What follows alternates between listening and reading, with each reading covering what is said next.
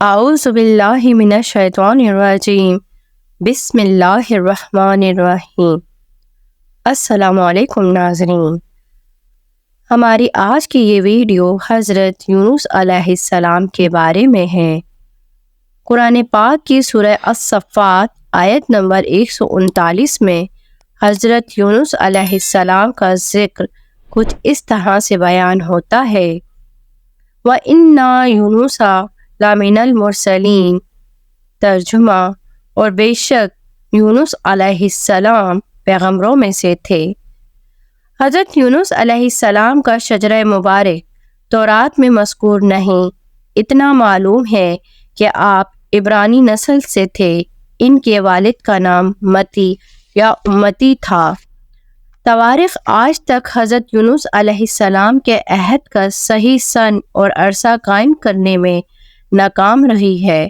البتہ تورات میں شامل آپ پر نازل شدہ صحیفے یوناہ سے ہی حالات اور واقعات کا تعین کر سکے ہیں۔ حضرت یونس علیہ السلام کا شجرہ تورات میں نہیں ہے۔ صرف اس قدر معلوم ہو سکا کہ آپ عبرانی النسل تھے۔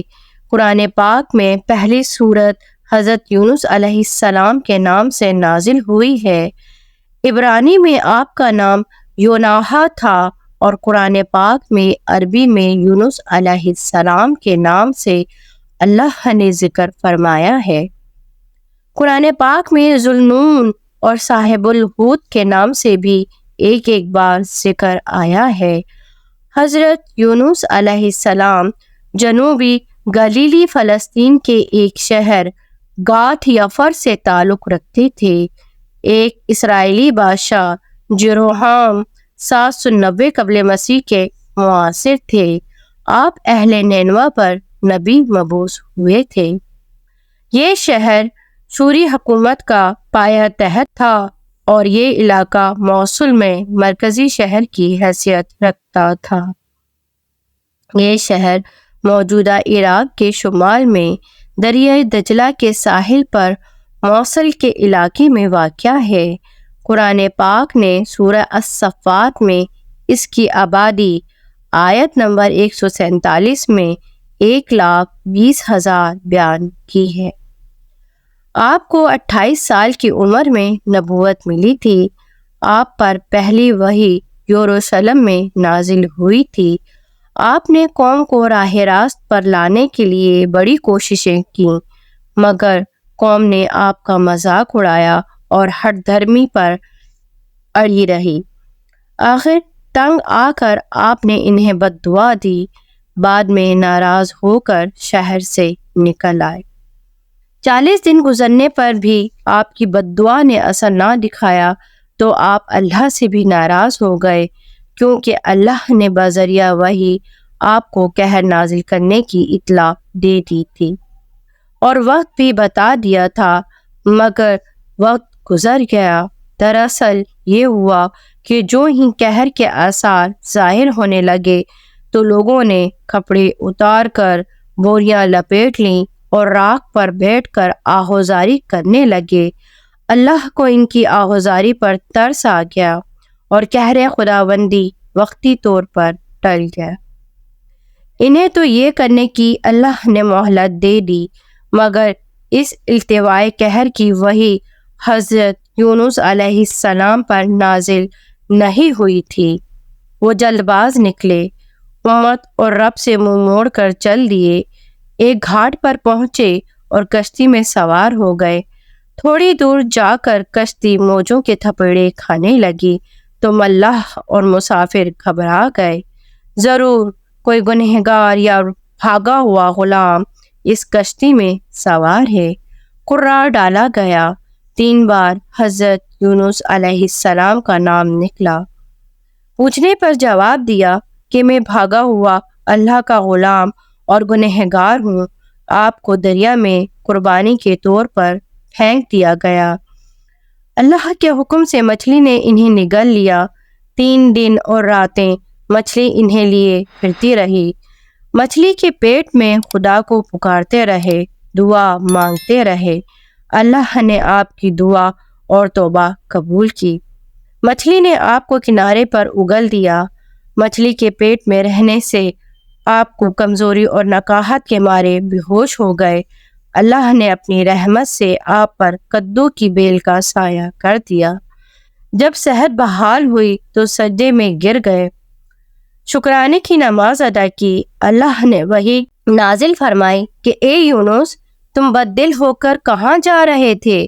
تمہارا کام تو فقط میرا حکم امت تک پہنچانا اور ان کو نیکی کی تعلیم دینا ہے۔ واپس جاؤ اور اپنے فرائض انجام دو۔ تب آپ واپس آئے اور پھر قوم کو اللہ تعالیٰ کے حکم سے ڈرایا اور انہیں نصیحت کی کہ اب بھی موقع ہے، توبہ کر کے اللہ کو مانو اور برائیوں سے بچو۔ یہ ایک ایسی قوم تھی جس نے توبہ کی اور راہ راست پر آ کر خدا کی عبادت کرنے لگے اور خدا کے قہر و عذاب سے بچ گئے۔ حضرت یونس علیہ السلام کا مزار اقدس نینوا میں ہے، مگر عبدالوہاب نجار کہتے ہیں کہ حضرت یونس علیہ السلام کا مزار فلسطین کے شہر الخلیل سے متصل ملول نامی بستی میں ہے، مگر جدید تحقیق کے مطابق شاہ عبدالقادر کا بیان ہے کہ آپ کی قبر نینوا میں ہے اور یہی درست ہے۔ ایک دفعہ حضرت محمد صلی اللہ علیہ وآلہ وسلم نے فرمایا تھا، تم میں سے کوئی یہ نہ کہے کہ میں یونس علیہ السلام سے بہتر ہوں۔ حضرت یونس علیہ السلام کا قرآن پاک میں 6 صورتوں میں ذکر آیا ہے۔ سورہ نساء آیت نمبر 163، سورہ انعام آیت نمبر 86، سورہ یونس آیت نمبر 98، سورہ انبیاء میں ذوالنون کے ساتھ آیت نمبر 87، 88، سورہ الصفات آیت نمبر 139، سورہ قلم آیت نمبر 48 تا 50 میں صاحب الحوت کے نام سے آپ کا ذکر موجود ہے۔ حضرت یونس علیہ السلام نے مچھلی کے پیٹ میں اللہ سے جو گڑ گڑا کر دعا مانگی وہ یہ تھی، لا الہ الا انت سبحانک انی کنت من الظالمین، یعنی تو ہی کائنات کا مقدس خدا ہے اور میں ظالم ہوں، تیرے سوا کوئی معبود قابل تعریف اور لائق عبادت نہیں۔